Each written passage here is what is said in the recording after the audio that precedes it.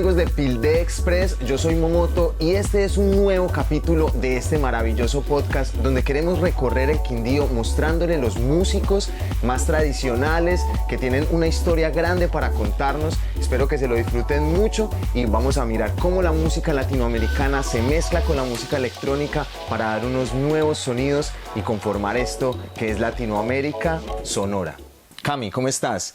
Hoy estamos aquí con Camilo Gómez, él es charanguista, es luthier, un músico muy importante de nuestra región y queremos hablar hoy con él y que nos cuente un poco de su historia. Cami, ¿cómo estás? Hola José, muy bien, excelente, feliz por tu invitación, estamos aquí compartiendo y bueno, excelente, dándole mucho al arte, a nuestros instrumentos, a nuestros sonidos, siempre también explorando un poco pues este mundo tan amplio de la música, ¿no? Entonces, muy bien. Así es, Cami. Cami, cuéntanos un poco y a nuestra audiencia, ¿cómo fue tu inicio en la música? ¿Cómo empezaste? ¿Cuál fue tu enamoramiento? ¿Cómo llegaste a este maravilloso mundo de la música y cómo empezaste a llevar todo esto de manera tan profesional como ahora lo ejerces? Bueno, el proceso musical, desde pequeño, más o menos a la edad de los 11 años, empecé a aprender a tocar guitarra, eso se dio en el colegio. Y pues en ese camino es donde uno se va encontrando con los instrumentos. Entonces conocí la música latinoamericana y conocí pues todos estos instrumentos que son los charangos, las quenas, las zampoñas, que es el sonido de la música andina, el sonido del viento, el sonido de los Andes. Entonces no, me cautivó bastante. El encuentro con el charango fue más o menos a los 11 años, fue cuando lo conozco y me llega la oportunidad de aprenderlo cuando tengo 13. Entonces fue como un tiempo ahí pensando todo el tiempo en ese instrumento. Quiero tenerlo, quiero tocarlo, quiero... Ya cuando llega el instrumento, es el momento, pues se ha aprovechado bastante, porque desde ese entonces no lo suelto, siempre estoy haciendo música. ¿Cuáles fueron como tus primeras agrupaciones donde participaste, donde empezaste a dar esos primeros acordes, esas primeras tonadas?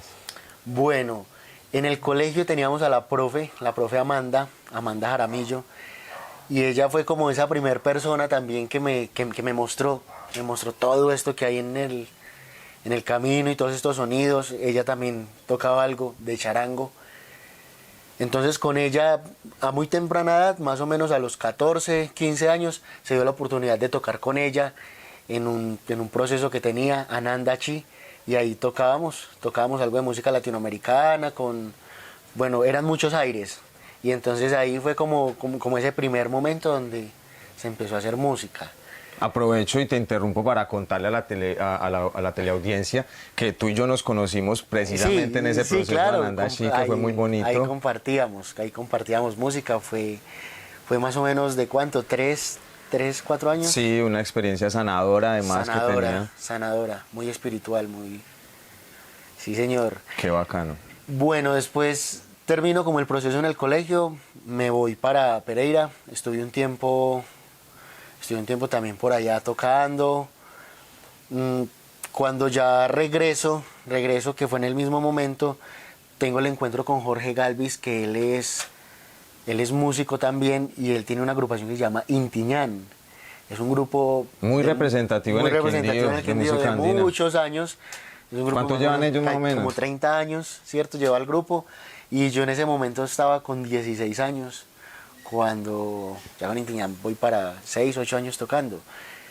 Cuando tengo el encuentro con Jorge, bueno, el hombre me ve tocar todo esto y bueno, me dice, bueno, ¿qué tal si empieza a tocar? Y con Intiñán entonces se da la oportunidad también con Daniel Aljiro Zapata, que él es de Salento, de la agrupación Antara de Salento, también con otros de los compañeros de Los Chamicos, y con ellos también hemos tenido un formato de música andina y se llama Tierra de Fuego. Ese también fue un proceso en el que estuve ahí acompañando casi 5 o 6 años, y con Tierra de Fuego una experiencia muy especial porque era la música de los territorios. Hicimos varios viajes por el sur, y llegamos hasta Bolivia, casi que norte argentino, y entonces siempre viviendo con muchas comunidades, desde Colombia, con Kamsás, Ingas, yo también por otros lados con Emberas, en el sur en Bolivia, pues quechuas, aymaras, guaraníes. Entonces todo eso es lo que ha ido alimentando este charango y esta música. Pero no es solo tocar, es también recorrer, caminar y pues es una experiencia muy bonita. Nos gustaría mucho que tú nos regales un pasaje musical en el charango que te gusta y cuéntanos un poco de dónde viene ese pasaje. Bueno, en este momento vamos a tocar una canción que se llama Ojito de Agua.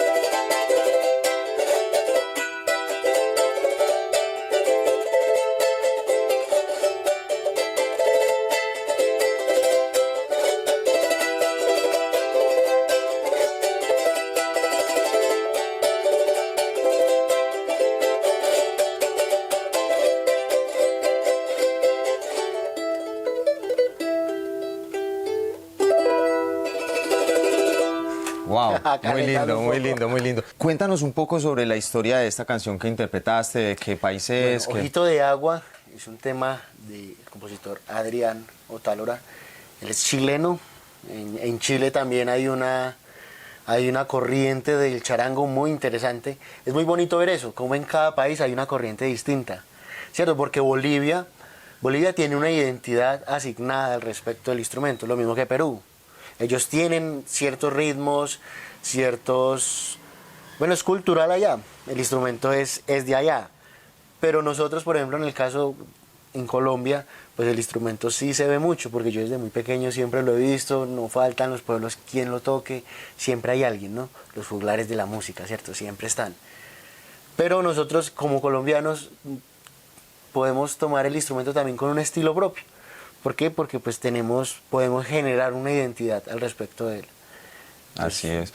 Cuéntanos un poco la historia del charango, ese mito que hay alrededor del charango, de cómo fue la creación del charango en sus inicios. Bueno, el charango es la evolución de las guitarras barrocas, de los instrumentos que llegaron de Europa, de las cuerdas, fue la manifestación, fue como lo que el nativo logró adaptar de eso que llegaba. Entonces fue la evolución. Tiene un ancestro en común que se llama el timple. El timple es un instrumento propio de las Islas Canarias. Okay. Entonces es el otro continente. Es un instrumento pequeño de 5 cuerdas y con una afinación muy parecida al charango. Ese es el timple. Entonces es como el ancestro más cercano que él tiene. Es un instrumento que se desarrolla en el altiplano peruano y boliviano. Ha tenido que ver con todo, pues desde los mineros incluso los hacían con sus cascos. Tiene una mitología también con el armadillo. Con la caparazón del armadillo, bueno, giran, ya es tradición oral, ¿no?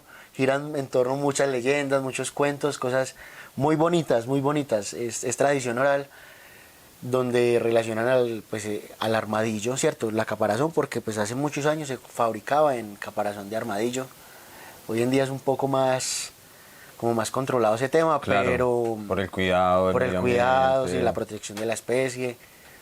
Pero claro, también en el armadillo, por ejemplo en Perú, ahí se construyen con formas distintas, parecen guitarritas. Entonces es un instrumento que tiene mucho y tiene una familia muy grande. Porque hay charangos muy pequeñitos, hay charangos grandotes, y son toda una familia. Eso se llama la charangología. Eso fue un estudio que hizo un personaje que se llama Mauro Núñez, que es boliviano, y él en la charangología clasificó todos los charanguitos y armó la familia. Gran evolución ahí en la creación de ese... Sí, el instrumento, porque hasta hace un tiempo, pues, por ejemplo, aquí pensábamos que era pues que estaba muy vinculado era como a la música ya demasiado tradicional, pero bueno, aquí lo miramos con otros ojos. Pero cuando nos damos cuenta que es una tradición muy amplia, tiene mucha historia, tiene muchos sonidos, hay mucho que descubrir en él y todo lo que también podemos crear a partir de él. Porque hay un músico, Gustavo Santaolalla, que resalta muchísimo el charango y el ronroco, que es el más grande. En sus obras, él musicaliza en cine, en televisión, series y películas. Una persona pues súper recomendada también para que lo miren ahí en YouTube, Gustavo Santaolalla, sí. Santaolalla, y él es un gran referente para Latinoamérica sí, en el charango.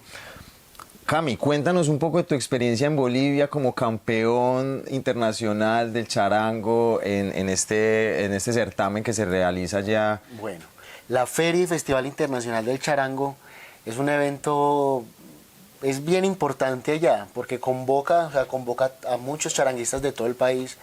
¿Esto es en qué localidad de Bolivia? Aiquile, Bolivia, es en Cochabamba. Okay. Aiquile es una provincia de Cochabamba. Es muy bonito ver allá cómo a la cultura se le tiene tan organizada, por ejemplo, en ese sentido que como hay tantas delegaciones, las delegaciones de cada ciudad pues tienen filiales, todo es muy organizado, entonces de verdad cuando llega el festival pues convoca a muchas personas del país, de todo el país, ¿sí? Y todos son charanguistas destacados, niños. Yo tuve la oportunidad de participar en la categoría internacional, o sea, fui a representar al país.